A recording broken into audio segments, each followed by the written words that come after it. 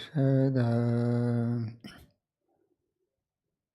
ઓમ અવતારિણી શ્રી સ્વામિનારાયણાય નમો નમઃ. શ્રી હરિકૃષ્ણાય ઘનશ્યામાય નીલકંઠાય સરયુદાસાય નમો નમઃ. બોલો સ્વામિનારાયણ ભગવાનની જય.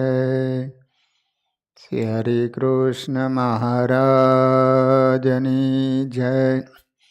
શ્રી નરનારાયણ દેવની જય. શ્રી લક્ષ્મીનારાયણ દેવની, શ્રી રેવતી બળદેવજી મહારાજની જય.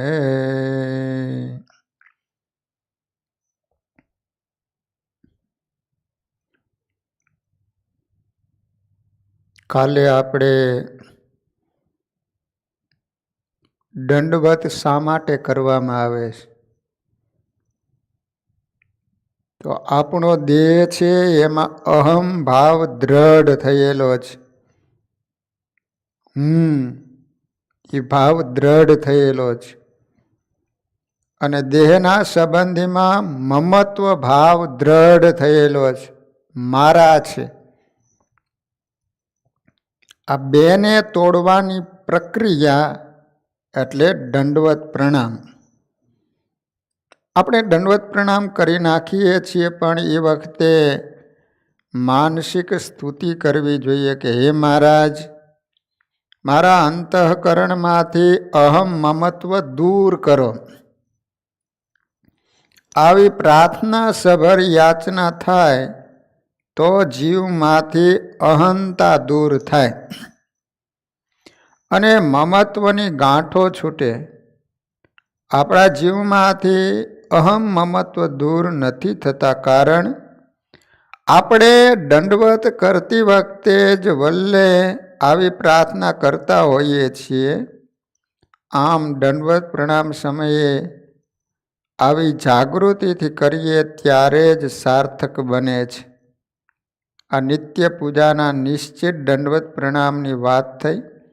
હવે અધિક દંડવતની જે વાત છે તેમાં માનસિક રીતે વચનથી અને દેહના કોઈ અયોગ્ય આચરણથી ભગવાન સ્વામિનારાયણના ભક્તનો જાણે અજાણે દ્રોહ થઈ ગયો હોય,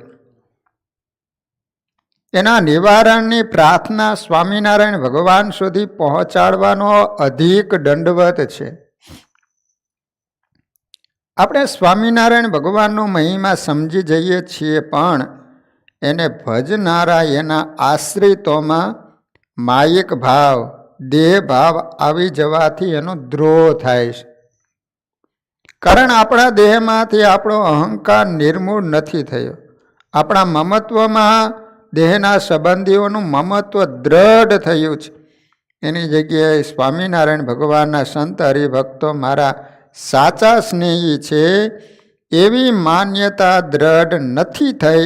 એના પરિણામે આ દ્રોહ થાય છે.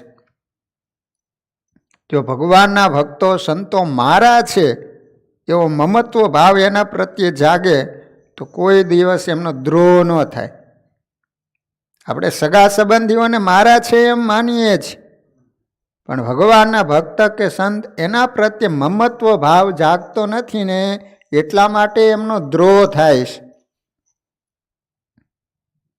માટે જો નિયમના 5 કે 11 દંડવત અગાઉ સમજાવ્યા મુજબની ચોકસાઈથી થાય ને, તો અધિક દંડવત જેને માટે કરવાનો છે એ ઘટના ઘટે નહીં. કારણ અહમ અને મમત્વની દિશા જ બદલાઈ ગઈ છે. શ્રીજી મહારાજે આ અધિક દંડવત પર ખૂબ જ ભાર મૂક્યો છે. કારણ ભગવાનના ભક્તના દ્રોહે કરીને જેવું આ જીવનું ભૂંડું થાય છે ને, અને એ જીવને કષ્ટ થાય છે એવું કોઈ પાપે કરીને થતું નથી. મોટામાં મોટું પાપ હોય ને તો ભગવાનના ભક્તનો દ્રોહ થઈ જાય એ મોટામાં મોટું પાપ છે. માટે દ્રોહ ન થાય તે માટે એ ભક્તની પાસે જઈને દીન વચને માફી માગવી અને મને કરીને દેહ કરીને એને દંડવત કરવો તો એ ભક્તનું મન પીગળે અને આપણા દોષનું નિવારણ થાય. પણ આજે દ્રોહ કરીને દંડવત કરી લઈએ અને ફરીને પાછો દ્રોહ કરીએ એવું વર્તન કરવું નહીં. દર રવિવારે ડાયા ડમરા થઈને મંદિરમાં જઈને સભા ધૂન કીર્તન કરીને બહાર નીકળીએ એટલે હતા એવા ને એવા. આવી મનસ્થિતિ રહે તો સત્સંગમાં પ્રગતિ થઈ શકે નહીં. આમ દંડવત પ્રણામ જીવને નિર્માની, નિખાલસ, નિષ્પાપી, નિર્મોહી બનાવનારું ઉત્તમ સાધન છે. આવા દંડવત પ્રણામ કરવાથી શ્રીજી મહારાજ પ્રસન્ન થાય છે, ભગવાન રાજી થાય અને શ્રીજી મહારાજના આશ્રિતોમાં સ્નેહ વધે.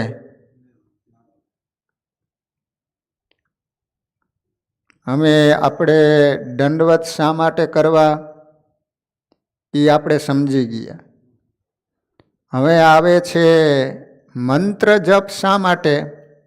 આપણે માળા ફેરવીએ છીએ ને, ભગવાનના નામનો જપ કરીએ છીએ, શા માટે કરવાનો હોય છે, એનો મિનિંગ શું હોય છે. મુક્તાનંદ સ્વામીએ બહુ સરસ મજાનું કીર્તન લખ્યું છે. ભજો ભાવ શું અખંડ જપ માળા રે, માળા ટાળે છે મન કેરા ચાળા રે, હરિનું એક એક અંગ ઉર ધારો, સ્વામિનારાયણ નામ ઉચ્ચારો. સ્વામિનારાયણ દેવે માળા દીધી, પ્રેમે મુક્તાનંદે ઉર ધારી લીધી. મુક્તાનંદ સ્વામી અહીં ભજો ભાવ શું અખંડ જપ માળા આવી વાત કહે. સામાન્ય રીતે માળા બધા કરે, એમાં માળાની સંખ્યા ઉપર વધારે અગત્યતા અપાઈ જાય છે. પરંતુ અહીં સંખ્યા નહીં પરંતુ ભાવ દશા અર્થાત માળાની ગુણવત્તા એ અગત્યની વાત છે. માણસો એમ કે મેં 11 માળા ફેરવું છું દરરોજ અથવા 25 માળા, પણ અહીંયા એમ કહે છે કે કેટલી ફેરવો એ મહત્વનું નથી, પણ કેવા ભાવથી ફેરવો છે. ગુણવત્તા અગત્યની છે. માળા જ્યારે ફેરવીએ ને ત્યારે ઉતાવળે લહર કે ફેરવી નહીં. અમુક તો એટલી બધી આમ રમરમાવીને જવા દેતા હોય ને કે એનો દોરો પાકો હોય એટલે આમ તૂટે નહીં, નતે તો તૂટી જાય. અમુક તો માળા ગરમ થઈ જાય એવી રમરમાવતા હોય. ઉતાવળે લહર કે નહીં ફેરવવાની. માળાને પવિત્રપણે રાખવી એટલે એને ગૌમુખીમાં રાખીને ફેરવવી. માળાને આમ ખુલ્લી ન રખાય, કારણ કે જેને તેને અડે ને, નીચે પગે અડી જાય તો દોષ લાગે, નીચે જમીન ઉપર પગ અડી જાય. એટલે માળા છે ને હંમેશને માટે ઢાંકીને ફેરવવાની, ગૌમુખી હોય કપડું હોય એની અંદર. ભગવાનનું વધારેમાં વધારે સ્મરણ રહે તે માટે ભક્તો માળા ફેરવે છે. એટલે જ માળાને શ્યામ સમરણી કહી છે. માળા એ સ્વામિનારાયણ મંત્રનું અનુસંધાન કરીને સ્વામિનારાયણ ભગવાનની મૂર્તિમાં સ્થિર થવાનું એક સાધન છે. એક વખત સ્વામિનારાયણ ભગવાન સભામાં બિરાજમાન હતા. એ સભામાં મુક્તાનંદ સ્વામી, બ્રહ્માનંદ સ્વામી, પ્રેમાનંદ સ્વામી, નિષ્કુળાનંદ સ્વામી આદિ સંતો તથા બીજા હરિભક્તો પણ બેઠા હતા. શ્રીજી મહારાજે સૌને પ્રશ્ન કર્યો કે તમે બધા નિત્ય માળા કરો છો અને રોજે કેટલી માળા કરો છો? કોઈકે કહ્યું હું 100 માળા ફેરવું છું, કોઈએ કહ્યું 300, કોઈએ કહ્યું 500. આમ સૌ પોતપોતાની માળાની સંખ્યા બોલી ગયા. શ્રીજી મહારાજ સંતો હરિભક્તોના જવાબ સાંભળી રહ્યા. પછી મુક્તાનંદ સ્વામી તરફ પ્રેમ ભરી નજરે જોઈને પૂછ્યું, સ્વામી સ્વામી તમે કેટલી માળા ફેરવો છો? મુક્તાનંદ સ્વામીએ નમ્રતાપૂર્વક જવાબ આપ્યો, મહારાજ મારાથી માંડ 50 માળા પૂરી થાય છે, 50. આ સાંભળી સભામાં બેઠેલા ભક્તજનો, આવા મોટા સ્વામી અને માળાની સંખ્યા આટલી નાની? આવું સમજીને સૌ આશ્ચર્ય પામીને મુક્તાનંદ સ્વામી આમ તરફ જોઈ રહ્યા હો, કે મોટા મોટા સ્વામી છે અને કે આપણે 300 500 માળા ફેરવે, સ્વામી 50 માળા ફેરવે. આ બધાના આશ્ચર્યનો જવાબ આપતા મુક્તાનંદ સ્વામીએ નિવેદન કર્યું, હું હૃદયમાં શ્રીજી મહારાજની મૂર્તિ ધારણ કરીને માળા ફેરવું છું. શ્રીજી મહારાજના પ્રત્યેક અંગને ધારીને તે અંગની માળા ફેરવું છું. આ માળા પૂરી થતા પહેલા જો કોઈ વિઘ્ન આવે કે શ્રીહરિનું અનુસંધાન ચૂકાઈ જાય તો એ માળા નિષ્ફળ ગઈ, એ માળાને ગણવાની નહીં. ભગવાન સિવાય બીજે મન જાય તો એ માળા નકામી. 108 મણકાની માળા ફેરવતા દરેક મણકે સ્વામિનારાયણ સ્વામિનારાયણ સ્વામિનારાયણ ભગવાનની મૂર્તિનું સ્મરણ થવું જોઈએ, એમાં ફેર પડવો ન જોઈએ. એથી હું વધારે માળા કરી શકતો નથી. આ સાંભળી શ્રીજી મહારાજ બોલ્યા, એ ભક્તો, આ રીતે કરાતી જપમાળા સાચી જપમાળા છે, બાકી બધા સંસારના ચાડા છે. મુક્તાનંદ સ્વામી એમના પદમાં જ લખ્યું છે કે માળા ટાળે છે મન કેરા ચાડા. મનના આંદોલનોને સ્થિર કરનાર કોઈ અજોડ સાધન હોય તો એ માળા છે, માળા. ભગવાન પ્રાપ્તિના સાધનને સરળ બનાવનારું આ સચોટ સાધન છે. શ્રી હરિનું એક અંગ ધારીને સ્વામિનારાયણ સ્વામિનારાયણ બોલતા બોલતા માળા ફેરવવાની છે. મુક્તાનંદ સ્વામી કહે છે, સ્વામિનારાયણ દેવે માળા દીધી, પ્રેમે મુક્તાનંદે ઉર ધારી લીધી. સ્વામી કહે છે કે સ્વામિનારાયણ ભગવાને સ્વયં મને માળા આપી, જેને મેં મારા ઉરમાં ધારણ કરી. સંપ્રદાયમાં આજે પણ ઘણી સંખ્યામાં પ્રસાદીની માળાઓના દર્શન થાય છે. એ માળાઓના મણકે મણકે સ્વામિનારાયણ મંત્રનું સ્મરણ થયેલું હોવાથી એ મણકાઓમાંથી આજે પણ પ્રકાશ છૂટતો દેખાય છે. પ્રેમાનંદ સ્વામીએ શ્રીહરિની સ્વાભાવિક ચેષ્ટામાં પણ લખ્યું છે, સૂતા સૂતા રે માળા માગી લઈને જમણે હાથે રે, નિત ફેરવે ચિત દઈને ભૂલ ન પડે રે. કેદી એવું નિયમ ધર્મ કુંવરની રે, સહજ પ્રકૃતિ એમ. પોતે સ્વયં ભગવાન હોવા છતાં પણ રાત્રે સૂતા હોય એ વખતે સ્વામિનારાયણ ભગવાન પોતાની નિત્ય ફેરવવાની માળા મંગાવતા અને જમણા હાથ વડે ચિત દઈને નિત્ય ફેરવતા.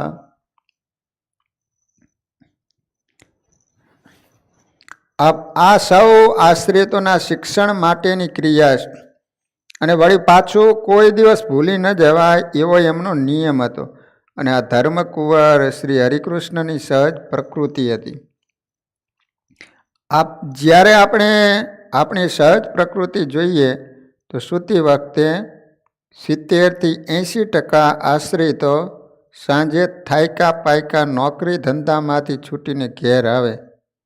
ઘરે આવીને નાહી ધોઈને જમે, થોડુંક વ્યવહારિક કામ તથા ગપસપ પતાવીને રાત્રે સૂતી વખતે 2-3 દૈનિક છાપા હોય વાંચી લે, પછી ટીવીમાં સમાચાર જુએ, ટીવી સિરિયલો જુએ, આમ કરતાં કરતાં સૂઈ જાય. કોઈ હરિભગત નિયમવાળા હોય તે ચેષ્ટા કરીને સૂઈ જાય, પરંતુ સૂતા સૂતા માળાનું અનુસંધાન ન રાખે પણ ટીવી જોતા જોતા નોવેલ વાંચતા વાંચતા સૂઈ જાય. પરંતુ શ્રીહરિની સ્વાભાવિક ચેષ્ટામાંથી ઉપરની 4 લાઈન આપણે અનુકરણમાં મૂકીને રાત્રે સૂતી વખતે શ્રીજી મહારાજની મૂર્તિ સંભાળતા સંભાળતા ચિત્તને સ્થિર કરીને સ્વામિનારાયણ મંત્રનું સ્મરણ કરીએ તો આપણો જીવ બહુ જ બળને પામે અને જીવન સુખમય બની જાય. સૂતી વખતે ભગવાનથી વિમુખ એવી વિચારધારાને મજબૂત બનાવનાર, પોષણ આપનાર આચાર વ્યવહાર કરીએ તો એનાથી આપણે અનેક પ્રકારના શારીરિક માનસિક રોગના શિકાર બનીએ છીએ. કારણ કે જે વાંચન અથવા દ્રશ્યનો આપણે સૂતા પહેલાં યોગ રાખીએ છીએ ને, એ ભગવાનથી વિરોધ હોવાથી આપણા મનમાં, બુદ્ધિમાં અનેક પ્રકારના વિકારો વધતા જાય છે, જેની અસર આપણા શરીર ઉપર અવશ્ય પડે છે. માટે સૂતી વખતે ભગવાન સ્વામિનારાયણની મૂર્તિમાં જોડનાર માળા ફેરવવાનો દ્રઢ નિશ્ચય કરવો જોઈએ, જેનાથી આપણું મન, બુદ્ધિ, ચિત્ત નિરોગી થાય અને જીવ બળવાન બને છે. હવે માળાથી મંત્ર જાપ કરીએ છીએ તેમાં એની વિધિ સાથે જોડાયેલ આધ્યાત્મિક પરિબળ અને ગ્રહોનું વિજ્ઞાન સંકળાયેલું છે. આપણે માળા ફેરવીએ છીએ એમાં પહેલી આંગળી, બીજી આંગળી અને અંગૂઠો, આ ત્રણની પ્રક્રિયાઓ જોડાયેલી. સામાન્ય રીતે હાથની આંગળીઓ અને પંચ મહાભૂતનો સંબંધ છે. આપણું પિંડ કહેતા શરીરને બ્રહ્માંડની સાથે સીધો સંબંધ છે. જેટલું બ્રહ્માંડમાં છે એટલું જ પિંડમાં છે. બ્રહ્માંડમાં પંચ મહાભૂત પૃથ્વી, જળ, વાયુ, તેજ અને આકાશ તથા જે તે ગ્રહો આવેલા છે એમના સ્થાન આપણા શરીરમાં પણ છે. આપણે માળા ફેરવીએ ને ત્યારે પહેલી આંગળી સીધી રાખીને બીજી આંગળી સાથેની 3 આંગળીઓ અંદર તરફ વાળીને બીજી આંગળી ઉપર અંગૂઠો રાખીને માળા ફેરવીએ છીએ. કઈ રીતે? આ રીતે. આ બીજી આંગળી.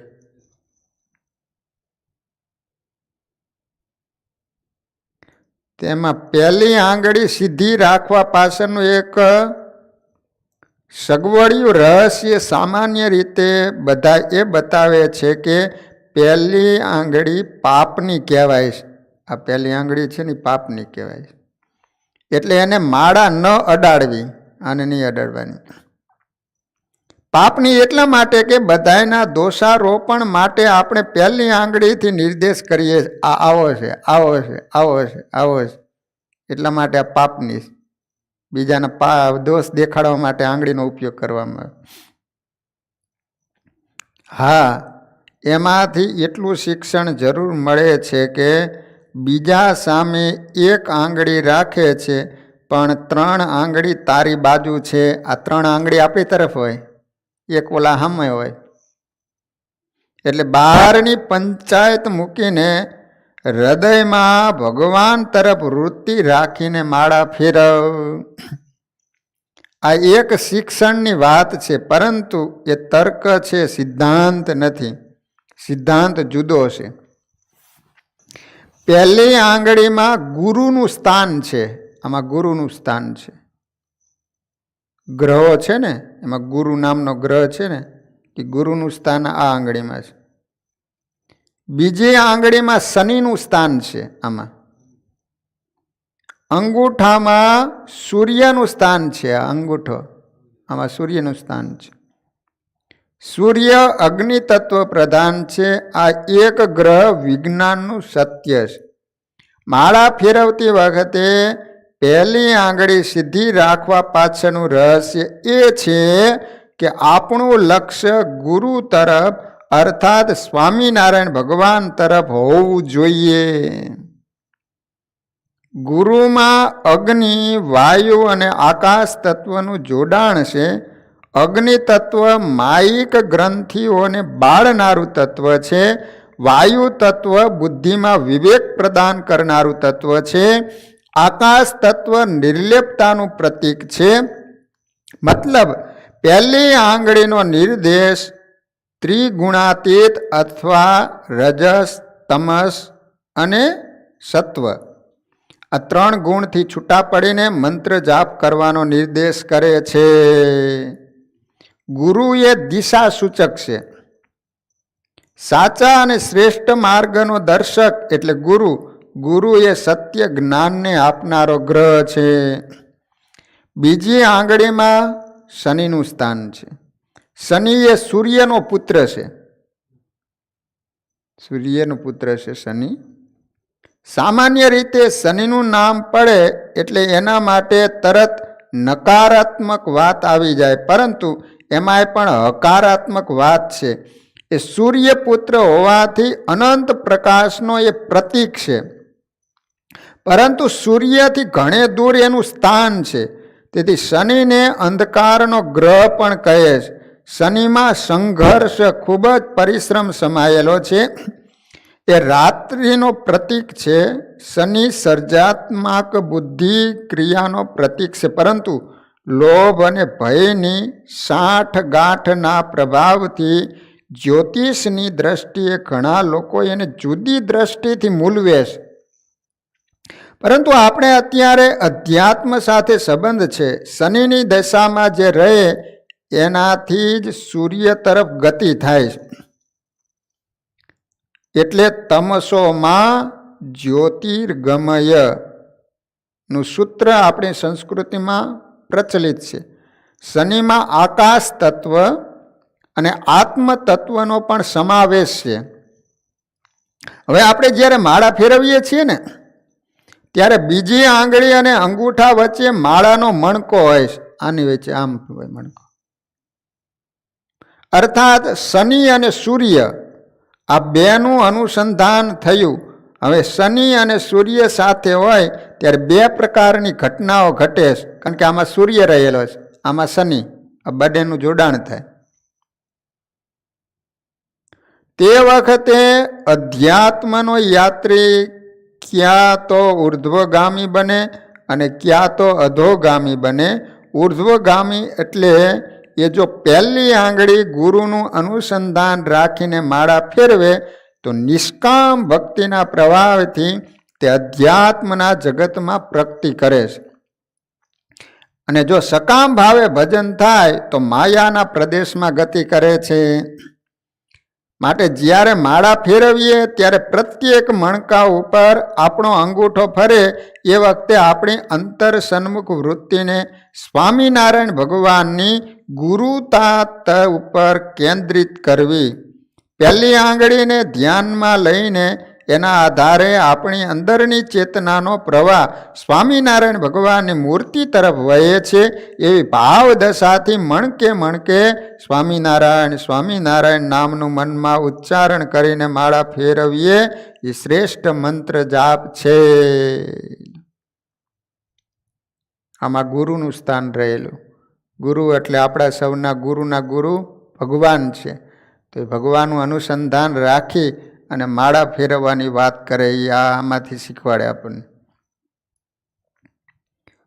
ગ્રહ વિજ્ઞાન અને અધ્યાત્મની બધી વિગતો સમજાવવા પાછળનું કારણ જ્યોતિષ શાસ્ત્રમાં માન્યતા દ્રઢ કરાવવાનું નથી, પરંતુ એની પાછળના રહસ્યોને સમજીને આપણી ચિત્તવૃત્તિને સતેજ બનાવીને માળા ફેરવીએ તો સ્વામિનારાયણ ભગવાનની મૂર્તિનો સાક્ષાત્કાર વહેલો થઈ શકે.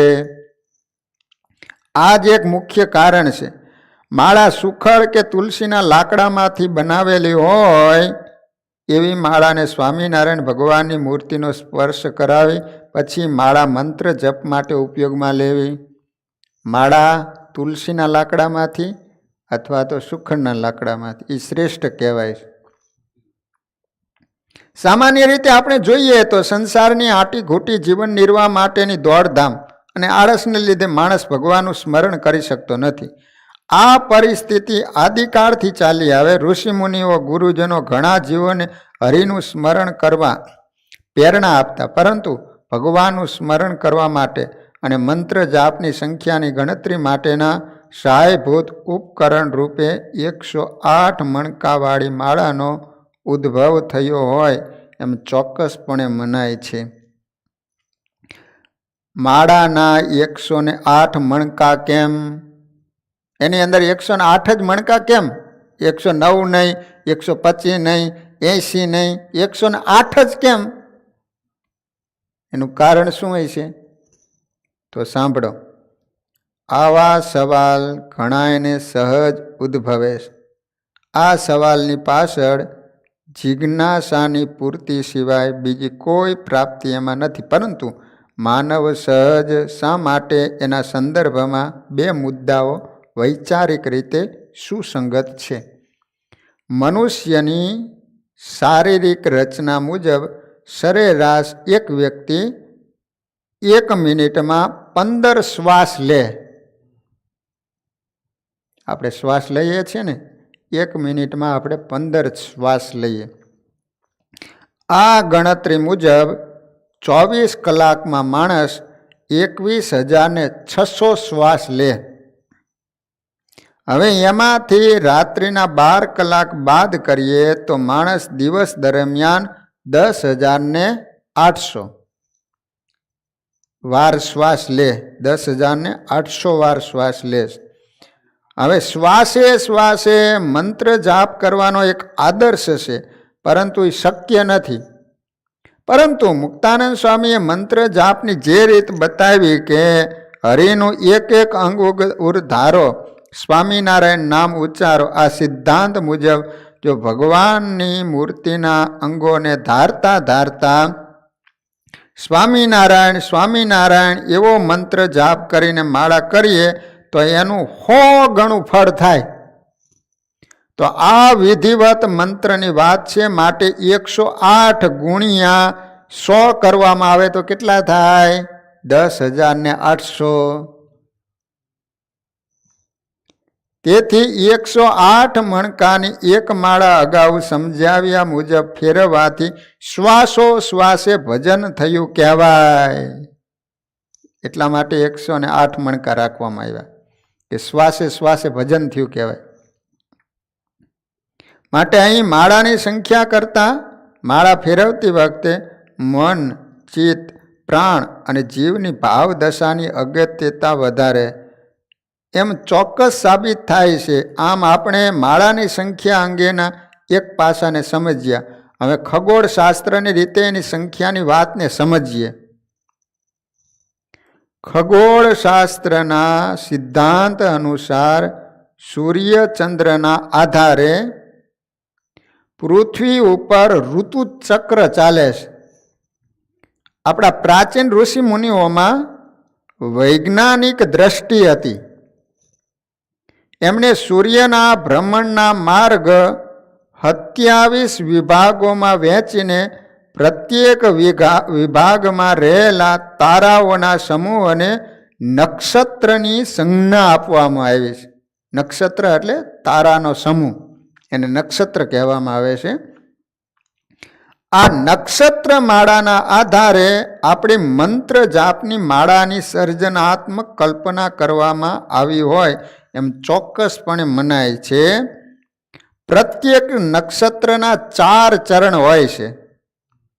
માટે 27 નક્ષત્રોના કુલે મળી 27 ગુણ્યા 4 કેટલા થાય? 108 ચરણ થાય. આમ આ સંખ્યાને ધ્યાનમાં લઈને માળાના મણકાની સંખ્યા 108 રાખવામાં આવી છે. એમ આપણી હિન્દુ સંસ્કૃતિની પરંપરાગત દ્રઢ માન્યતા છે. બ્રહ્માંડની નક્ષત્ર માળા જેને કેન્દ્રમાં રાખીને ફરે છે એ સ્થાનનું સુમેરુ પર્વત નામથી શાસ્ત્રમાં વર્ણન કર્યું. મેરુ પર્વત છે. આથી માળાના બંને છેડા જ્યાં મળે છે તે સ્થાનને અને એ જગ્યાના મોટા મણકાને સુમેરુ નામ આપવામાં આવ્યું હતું, જે અપભ્રંશ થઈને મેરુ તરીકે ઓળખાય છે. એ માળામાં મેરુ હોય છે ને, અહીંયા આવે ને એટલે એ માળા આમ ફેરવી નાખવાની, એ ટપીને જવાય નહીં, એને મેરુ કહેવામાં આવે છે. જ્યારે માળા ફેરવતા મેરુનો મોટો મણકો આવે ત્યારે 108 મંત્ર જાપ કરેલ એક માળા પૂરી થઈ એવી શાસ્ત્રોક્ત વાત છે. જ્યારે આપણે માળા ફેરવીએ ત્યારે માળા ફેરવતા ફેરવતા આ મેરુનો મણકો આવે ત્યારે ભક્તજનો તે વખતે તે મેરુના મણકાને ભાવથી આંખે અડાડે. આ મેરુના મણકાને રેશમી દોરાના ફૂંકાથી પરોવીને શોભાયમાન બનાવવામાં આવે છે. તો આ થઈ માળા અંગેની સમજણ. અંતમાં મુક્તાનંદ સ્વામીની ભલામણ યાદ રાખવાની કે ભજો ભાવ શું અખંડ જપ માળા રે. સ્વામિનારાયણ મંત્રનો જાપ ભાવપૂર્વક અખંડ થાય એવી જાગ્રત અવસ્થામાં પહોંચવાનો આપણે સૌએ પ્રયત્ન કરવાનો. આવી જાગ્રત સભર ભાવદશા જ્યારે દ્રઢ થાય ત્યારે સાધન ગૌણ બની રહે અને સાધ્ય તરફ લક્ષ્યનું અનુસંધાન થવા લાગે. ગોપીઓ અને ઉદ્ધવજીનો સંવાદ થયો. તેમાં ગોપીઓએ એક એવી વાત કહી કે ઉદ્ધવજી, જ્ઞાનના બધા શાસ્ત્રો ઉથલાવી ચૂક્યા હતા છતાં પણ દંગ રહી ગયા અને મૂઢ અનુત્તર બનીને ગોપીઓ સામે ઊભા રહી ગયા. ગોપીઓએ કહ્યું કે હે ઉદ્ધવ, અમે મરી જઈએ અને અમારા હાડકામાંથી કોઈ વાંસળી બનાવીને વગાડે તો એમાંથી પણ કૃષ્ણ કૃષ્ણ કૃષ્ણ એવો જ અવાજ આવશે. ગોપીઓના જપયજ્ઞની આ પરાકાષ્ઠા છે. કારણ ગોપીઓ અતિ પ્રેમથી અહોનિશ શ્રી કૃષ્ણનું ચિંતન કરતી થકી એમની રચના કરતી હતી. તો આપણા જીવનમાં પણ સ્વામિનારાયણ મંત્રનો જાપ વધારે ને વધારે થવા લાગે અને એમાં સ્વામિનારાયણ ભગવાનની મૂર્તિમાં સ્નેહ ભળે અને જેટલી પળ મળે એટલી પળ સ્વામિનારાયણ મહામંત્રના સ્મરણમાં અને સ્વામિનારાયણ ભગવાનની મૂર્તિમાં જોડવી તો જીવન ધન્ય બની જશે. હવે વાત આવે છે તિલક ચાંદલો શા માટે કરવામાં આવે છે? તો એ પ્રશ્નનો જવાબ તમે સાંભળો. તિલક ચાંદલો સ્વામિનારાયણ ભગવાને પ્રવર્તાવેલી આચાર સંહિતાનું સૌથી મહત્વનું પ્રથમ આચરણ છે. ઘણા લોકો ભેગા થયા હોય એમાં સ્વામિનારાયણ ભગવાનનો સત્સંગી તરત ઓળખાઈ જાય, કારણ એના કપાળ પર તિલક ચાંદલો હોય. ત્યારે ખબર પડી જાય સ્વામિનારાયણનો લાગે. તિલક ચાંદલો એ જબરજસ્તીથી કરવાની વસ્તુ નથી, પરંતુ ઈષ્ટદેવ સ્વામિનારાયણ ભગવાન પ્રત્યેના પ્રેમ અને સાચી સમજણથી કરવાનું આચરણ છે. એ પ્રેમ અને સમજણથી જ્યારે તિલક ચાંદલો થાય ત્યારે જ આપણને તિલક ચાંદલાનો ગર્વ રહે. આપણા ઈષ્ટદેવ સ્વામિનારાયણ ભગવાનની આજ્ઞા છે, માટે હું તિલક ચાંદલો કરું છું.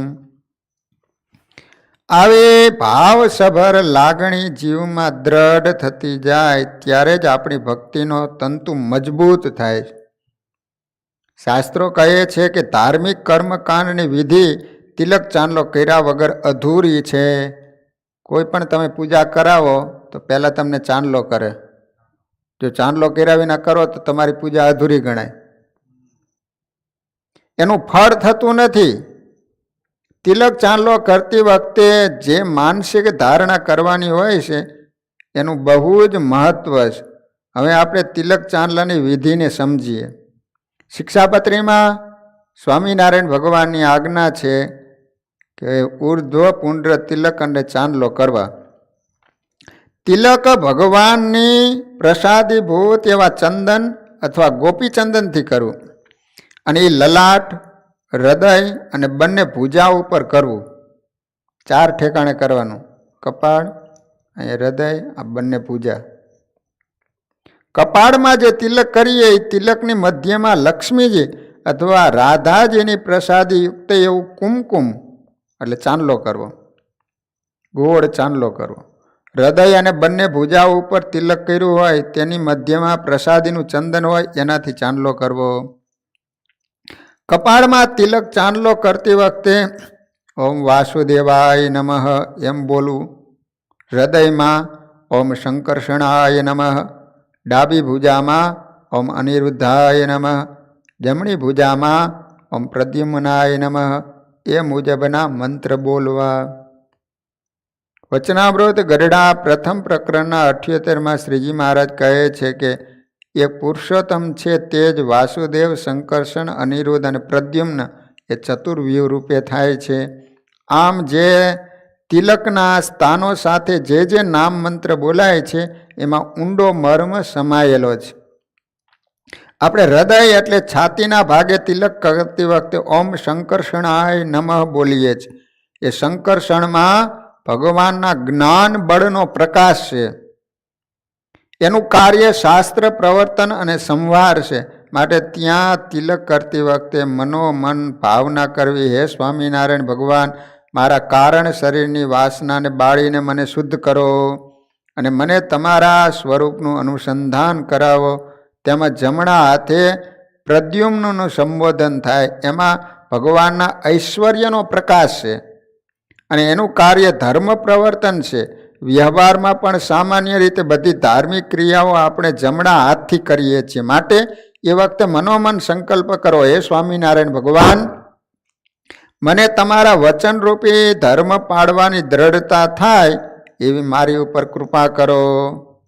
ડાબા હાથમાં તિલક કરતી વખતે બોલવામાં આવે છે અનિરુદ્ધ. એમાં ભગવાનની શક્તિ અને તેજનો પ્રકાશ છે અને એનું કાર્ય તત્વજ્ઞાન પ્રદાન અને રક્ષણ છે. માટે ત્યાં તિલક કરતી વખતે ભગવાન સ્વામિનારાયણને મનોમન પ્રાર્થના કરવી, હે સ્વામિનારાયણ ભગવાન, તમારી ભક્તિના માર્ગમાં અવરોધ રૂપ અંતઃ શત્રુઓના વેગથી મારી રક્ષા કરજો. જ્યારે કપાળમાં તિલક કરીએ ત્યારે ઓમ વાસુદેવાય નમઃ બોલવાનું વિધાન છે. વાસુદેવમાં ભગવાનની નિર્ગુણતાનો પ્રકાશ છે. ત્યાં તિલક કરતી વખતે મનોમન પ્રાર્થના કરવી, હે સ્વામિનારાયણ ભગવાન, મારા 3 દેહ 3 અવસ્થાથી પર થઈને હું તમારું ભજન કરી શકું એવી બુદ્ધિ અને શક્તિ મને પ્રાપ્ત થાવો. આવી ભાવના કપાળમાં તિલક કરતી વખતે કરવાની. આમ પૂજા કરતા પહેલાંની જે ક્રિયાઓ છે અને એની સાથે એના મંત્રોનું જે વિધાન છે તે આપણા દેહ ભાવને તથા અહમ મમત્વને દૂર કરનાર છે. એ દૂર થાય પછી જ ભગવાનની મૂર્તિનું અનુસંધાન સહજ બને છે. કપાળમાં જે તિલક ચાંદલો કરીએ છીએ ને એનું પણ આધ્યાત્મિક મૂલ્ય છે. તિલકની 2 ઊભી રેખાઓ સ્વામિનારાયણ ભગવાનના કહેતા ભગવાનના ચરણારવિંદ છે. આપણે 2 આમ લીટા કરીએ છીએ ને ઊભા, એ ભગવાનના ચરણ છે. શિક્ષાપત્રીમાં શ્રીહરિએ જે આજ્ઞા કરી તેમાં એ તિલકના મધ્યમાં રાધા અને લક્ષ્મીની પ્રસાદીયુક્ત કુમકુમ એનો ચાંદલો કરવાની આજ્ઞા કરેલી છે. રાધા એ પ્રેમ અને ભક્તિનો આદર્શ છે. લક્ષ્મી ભગવાનના ચરણમાં રહે છે. લક્ષ્મી દાસત્વ અને આધ્યાત્મિક ગુણોરૂપી સંપત્તિનો આદર્શ છે. માટે તિલકની મધ્યમાં કુમકુમનો ચાંદલો કરતી વખતે આપણા આત્મામાં પ્રાર્થનાપૂર્વક સંકલ્પ કરો કે હે સ્વામિનારાયણ ભગવાન, તમારા ભક્તપણાને વધારનારા કલ્યાણકારી ગુણો મારામાં વૃદ્ધિ પામો. આવી મન સ્થિતિ તિલક ચાંદલો કરવાના છે. તિલક ચાંદલો એ 101નું ચિહ્ન નથી, એ ટ્રેડમાર્ક નથી, પરંતુ અધ્યાત્મની ઊંડાઈ તરફ લઈ જનારી આ શ્રેષ્ઠ ક્રિયા રોજ સવારે કરવાથી આપણી આધ્યાત્મિક સ્થિતિ વધારે મજબૂત થાય છે. સામાન્ય રીતે તિલક ચાંદલો અજ્ઞાત અવસ્થામાં થઈ જાય, પરંતુ તિલક ચાંદલો અહીં સમજાવ્યા મુજબની ઊંચી સમજણ કેળવ્યા પછી કરીએ ને તો એ તિલક ચાંદલો આખો દિવસ આપણને સ્વામિનારાયણ ભગવાનના ચરણનું અનુસંધાન કરાવે. અહીં આ બધી બાબતો વિસ્તારપૂર્વક જણાવવાનું કારણ એ જ છે કે પૂજા વિધિ કરીએ છીએ તેનું શું મહત્ત્વ છે એ સમજાય અને તે પછી ક્રિયા થાય તો એ ક્રિયા સબીજ થાય, ફળદાયી બને. એમાં સ્વામિનારાયણ ભગવાનની મૂર્તિનું બીજ દ્રઢ બને છે. નહીં તો તિલક ચાંદલો થાય પરંતુ એની ગરિમાની અનુભૂતિ થતી નથી. હવે તિલક ચાંદલાના ફાયદા શું? તિલક ચાંદલો કરવાથી આપણને શું ફાયદો થાય તો સાંભળો.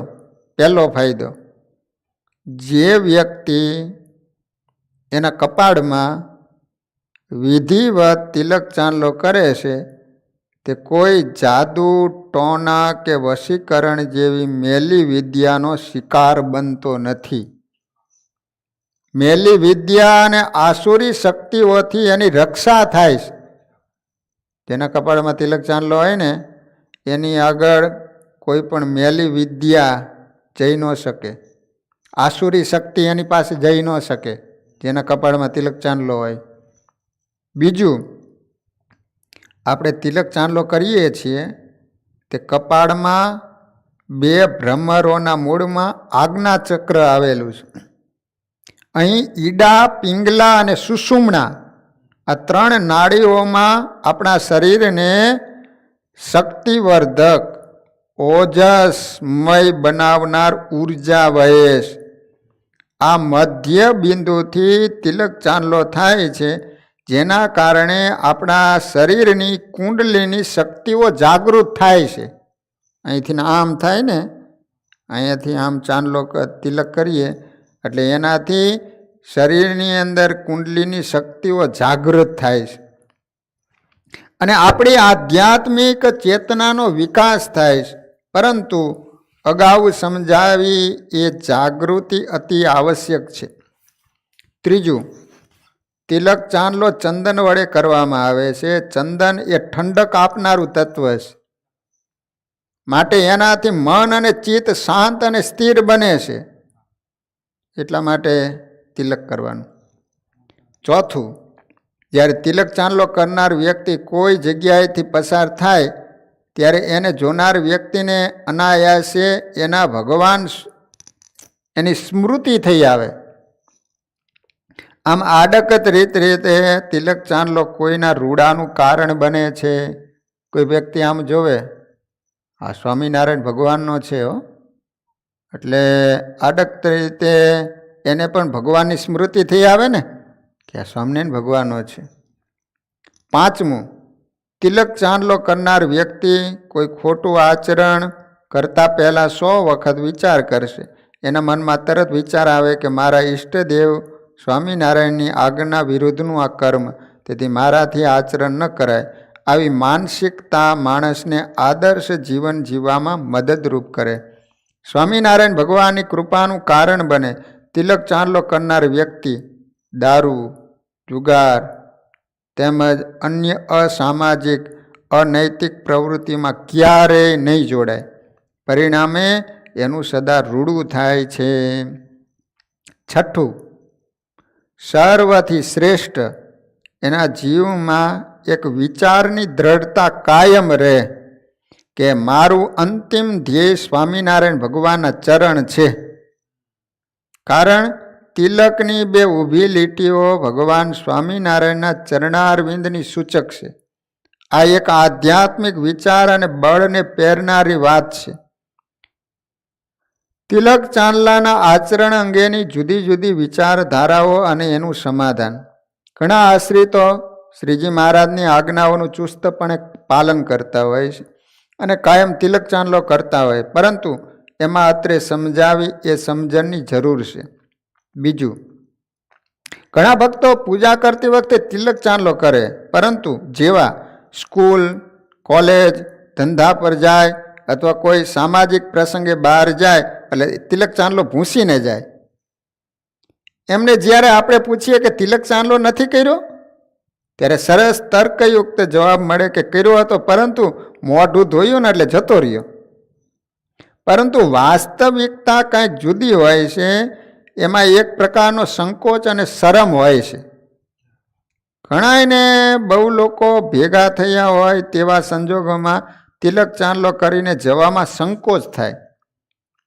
મનમાં એમ વિચારે કે કોઈ મારી મસ્કરી કરશે, મને વેદિયામાં ખપાવશે. આવા માનસિક ખ્યાલોથી તિલક ચાંદલો ભૂંસીને જાય. પરંતુ આવા વ્યક્તિઓએ મનમાં એક વિચારની દ્રઢતા કરવી જોઈએ કે જેમ લશ્કરમાં કોઈ જોડાય પછી લશ્કરનો જે ગણવેશ હોય તથા એના ચિહ્નો હોય એને ધારણ કરવામાં તે ગર્વ અને ગૌરવ અનુભવે છે, તેમ હું સ્વામિનારાયણ ભગવાનનો આશ્રિત છું. માટે એમની આજ્ઞા પાડવી જ જોઈએ. આ તિલક ચાંદલો એ મારા ઈષ્ટદેવ સ્વામિનારાયણ ભગવાનની શરણાગતિનું મુખ્ય પ્રતીક છે. હું સ્વામિનારાયણ ભગવાનનો છું અને સ્વામિનારાયણ ભગવાન મારા છે, જે મને મારા અંત સમયે લેવા પધારશે અને એમના અક્ષરધામમાં મને એની મૂર્તિનું સુખ આપશે. એ સ્વામિનારાયણ ભગવાનનું આ તિલક છે. આવી ભાવના કેળવાય તો કોઈ વાંધો આવે નહીં. ત્રીજા પ્રકારના ભક્તોમાં માનસિક સ્તરે તિલક ચાંદલો કરવામાં માનસિક યુદ્ધ થાય છે, પરંતુ એની બુદ્ધિમાં ભ્રષ્ટાચાર પેસી ગયો હોવાથી એવા વિચાર કરે કે મારાથી શ્રીજી મહારાજની બધી આજ્ઞાઓ પડાતી નથી, માટે હું તિલક ચાંદલો કરતો નથી. આમ બંને બાજુથી ઘુમાવે છે. એક તો શ્રીજી મહારાજની આજ્ઞાઓ ન પાડવી અને બીજું તિલક ચાંદલો ન કરો. આમ બંને બાજુ લોપ થાય. એના કરતાં જો તિલક ચાંદલો કરતો હોય તો કોઈ વખત એવો વિચાર જરૂર આવશે કે તિલક ચાંદલો કરીને મારાથી આવો અયોગ્ય આચરણ ન કરાય. આમ ધીરે ધીરે બધા વચનોનું પાલન કરવામાં બુદ્ધિ દ્રઢ થશે. આવી માનસિકતા કેળવીને પણ તિલક ચાંદલો કરવો એ અતિ આવશ્યક છે. આ રીતે તિલક ચાંદલો શા માટે કરવામાં આવે છે? તિલક ચાંદલો કરવાથી ફાયદા કેટલા થાય છે? હવે વાત આવે છે કંઠીની. કંઠી શા માટે પહેરવામાં આવે છે? સહજાનંદ તેરા મેરા જીયરા એક પ્યારે, તુમ જો રહત મેરે જીવ્ય મેં જૈસે, કાચ में कंचन रे करे प्यारे, तुम तो प्यारे मेरे जिय के जीवन, सब विधि सुखदायक प्यारे, तुम मेरे स्वामी मैं चेरी चरण के यही अचल मेरी टेक, प्रेमानंद कहे हरिचरण से दूर ना रहूंगी मैं नेक. અધ્યાત્મક જગતના બધા જ સિદ્ધાંતોનો સાક્ષાત્કાર થઈ જાય અને જ્યારે પોતાનું કેન્દ્ર બિંદુ સ્વામિનારાયણ ભગવાન બની જાય ત્યારે જ આવી અભિવ્યક્તિ આવે છે. પ્રેમાનંદ સ્વામીનું આ પદ વિશિષ્ટાદ્વૈત મતનું દર્શન કરાવે. જ્યારે ઇન્દ્રિયો, અંતઃકરણ અને જીવના વેગ એક થઈ જાય, એ વેગમાં સ્વામિનારાયણ ભગવાનની મૂર્તિનું લક્ષ્ય થઈ જાય ત્યારે સ્વામિનારાયણ ભગવાનના સ્વરૂપમાં અદ્વૈત ભાવની દ્રઢતા થાય છે. એટલે એટલો પ્રગાઢ બની જાય છે કે કાચમાં સોનાનું જળતર કરેલું હોય, પછી કાચ તૂટે તો પણ સોનું એનાથી છૂટું પડતું નથી. એમ ભક્તને જ્યારે ભગવાનના સ્વરૂપનું પ્રેમ અનુસંધાન થઈ જાય પછી એની વૃત્તિ અને એને આત્માથી સ્વામિનારાયણ ભગવાન જુદા થઈ શકતા નથી. અત્રે આપણે કંઠી અંગે સમજવાનો પ્રયાસ કરીએ. જ્યારે કોઈ પણ મુમુક્ષુ સ્વામિનારાયણ ભગવાનનો આશ્રિત થવા માટે તૈયાર થાય ત્યારે એને મંત્ર દીક્ષા આપીને કંઠી ધારણ કરવામાં આવે છે. શ્રીજી મહારાજે શિક્ષાપત્રીનો શ્લોક 41માં આજ્ઞા કરી છે કે ધર્મવંશી આચાર્ય થકી દીક્ષાને ધારણ કરીને અમારા સત્સંગીઓએ ગળામાં તુલસીની બેવડી માળા નિત્ય ધારણ કરવી. આ બેવડી માળા એટલે સંપ્રદાયની કંઠી. સત્સંગમાં કંઠીનું બહુ જ મહત્વ છે. કંઠી જેના તેનાથી પહેરી લેવાતી નથી, એના માટે દીક્ષા મંત્ર જરૂરી છે. એના સંદર્ભમાં શ્રીહરિએ શિક્ષાપત્રી શ્લોક 41માં ઉલ્લેખ કર્યો છે. કૃષ્ણમ દીક્ષામ ગુરો પ્રાપ્તિ તુલસી માલિકે ગલે. શબ્દ પ્રયોગ થયો છે આત્મા પરમાત્મા સંબંધી જ્ઞાન ઉપદેશના આપનારા ગુરુ કહેવાય. આવા ગુરુ શિષ્યને પરમેશ્વરની પ્રાપ્તિ કરાવે છે, કાળ કર્મ અને માયાના ભયથી મુક્ત કરાવે છે, જે શિક્ષા ગુરુ કહેવાય છે. ગુરુ બે ભાગમાં વહેંચાયેલા, એક શિક્ષા ગુરુ અને બીજા દીક્ષા ગુરુ. શિક્ષા ગુરુ બની શકે, પરંતુ શિક્ષા ગુરુ દીક્ષા ગુરુ બની શકતા નથી. શિક્ષા ગુરુ ગમે તે થઈ શકે. ભાગવતજીના મતે દત્તાત્રેય ભગવાને 24 ગુરુ કર્યા હતા, એ બધા શિક્ષા ગુરુ કહેવાય. દીક્ષા ગુરુ એને કહી શકાય કે જેને સંપ્રદાયના મૂળ પુરુષે દીક્ષા આપવાનો અધિકાર આપ્યો હોય, અને એવી અધિકૃત વ્યક્તિ જ મુમુક્ષુ જીવોને દીક્ષા આપી શકે. સંપ્રદાયમાં હજારો સંતો ગુરુજનો હોય, પણ તે દીક્ષા ન આપી શકે, માત્ર શિક્ષા જ આપી શકે. લગ્ન ગ્રંથિથી જોડાયેલા પતિ પત્ની થકી જે બાળકનો જન્મ થાય તેવા બાળકને જ વંશ કહી શકાય. પરંતુ લગ્ન ગ્રંથિથી જોડાયા વગર પતિ પત્નીના અધિકાર મેળવ્યા સિવાયના સ્ત્રી પુરુષ થકી જે બાળકનો જન્મ થાય એને શાસ્ત્રો વર્ણશંકર કહે છે. માટે અધિકૃત મા બાપ અને અનધિકૃત મા બાપ થકી બાળકનો જન્મ થાય છે એમાં આટલો ફેર છે. અધિકૃત સંતાન એના મા બાપનો વારસ બની રહે છે, પરંતુ અનધિકૃત સંતાન કોઈનો પણ વારસ બની શકતું નથી. તેમ ગુરુ ઘણાને કહી શકાય, પરંતુ દીક્ષા તો સ્વામિનારાયણ ભગવાને પ્રતિપાદન કરેલ વડતાલ અમદાવાદ દેશની ગાદી ઉપર બિરાજમાન ધર્મવંશી આચાર્ય શ્રી થકી જ ગ્રહણ થઈ શકે. જેને દીક્ષા મંત્ર આપવાનો અધિકાર નથી એવા ગુરુ થકી દીક્ષા મંત્ર લઈએ તો તે અનધિકૃત આશ્રિત ગણાય. જે ગુરુજનોને સંપ્રદાયના મૂળ પુરુષ અર્થાત સ્વામિનારાયણ ભગવાન થકી બીજાને દીક્ષા મંત્ર આપવાનો અધિકાર ન મળ્યો હોય એવા ગુરુજનોએ કોઈ મુમુક્ષુને દીક્ષા મંત્ર આપવો ન જોઈએ. જેમ કોઈ વ્યક્તિ ગાડીનું લાયસન્સ ધરાવતી હોય તે વ્યક્તિ છૂટથી ગમે ત્યાં ગાડી ચલાવી શકે, પરંતુ બીજા વ્યક્તિને ગાડીનું લાયસન્સ આપી શકે નહીં. એ ગુનાને પાત્ર બને છે. સતાનંદ સ્વામી શિક્ષાપત્રીની અર્થ દીપિકા ટીકામાં લખે છે કે ગુરુહો ગુરુપદસ્થ ધર્મવંશ બ્રાહ્મણાત સકાશાત કૃષ્ણસ્ય દીક્ષા તામ પ્રાપ્તે હિ. ભગવાન સ્વામિનારાયણે સંપ્રદાયના આશ્રિતો માટે ગુરુપદ ધર્મકુળમાં સ્થાપન કરેલું છે. આ ધર્મવંશી આચાર્ય થકી મંત્ર દીક્ષા લેવાની મુમુક્ષુ સ્વામિનારાયણ ભગવાનનો આશ્રિત ગણાય છે. આચાર્ય મહારાજ ગુરુ મંત્ર આપે એટલે સ્વામિનારાયણ ભગવાનનો આશ્રિત ગણાય. એ અધિકાર ભગવાને આચાર્ય મહારાજ શ્રીને આપેલો છે, એટલે આચાર્ય મહારાજ શ્રીને એનો અધિકાર છે. એમની પાસેથી ગુરુ મંત્ર લો તમે સ્વામિનારાયણ ભગવાનના આશ્રિત થયા કહેવાય. શ્રીજી મહારાજે માન્ય કરેલ અને પ્રતિષ્ઠિત કરેલ અમદાવાદ વડતાલ ગાદી ઉપર બિરાજમાન આચાર્ય મહારાજ શ્રી સિવાય સંપ્રદાયમાં સમર્થ વિદ્વાન ઐશ્વર્યવાન સંત હોય તો પણ એ મંત્ર દીક્ષા આપી શકે નહીં. અને જો આપે તો એ સ્વામિનારાયણ ભગવાનને માન્ય નથી. તો આ થઈ કંઠી ધારણ કરવા પહેલાંની પાત્રતા. તો વાલા ભક્તજનો, કંઠી કઈ રીતે ધારણ કરવી, એનો શું વિધિ હોય છે, કંઠી પહેરવાથી શું ફાયદો થાય છે, તો એ બધી વાત આપણે કાલે સમજીશું. અહીંયા કથાનો સમય પૂરો. હરિસ્મરણ સાથે કથાને વિરામ. શ્રીપતિમ શ્રીધરમ સર્વદેવેશ્વરમ ભક્તિધરમાત્મજમ વાસુદેવો મરી માધવમ કેશવમ કામદમ કારણમ સ્વામિનારાયણમ નીલકંઠમ ભજે સહજાન મહારાજની. સ્વામિનારાયણ સ્વામિનારાયણ સ્વામિનારાયણ સ્વામિનારાયણ સ્વામી.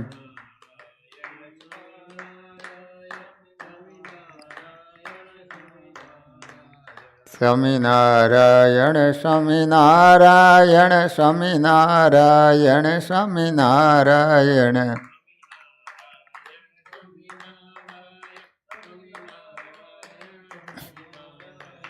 સ્વામિનારાયણ સ્વામિનારાયણ સ્વામિનારાયણ સ્વામિનારાયણ સ્વામિનારાયણ સ્વામિનારાયણ સ્વામિનારાયણ સ્વામિનારાયણ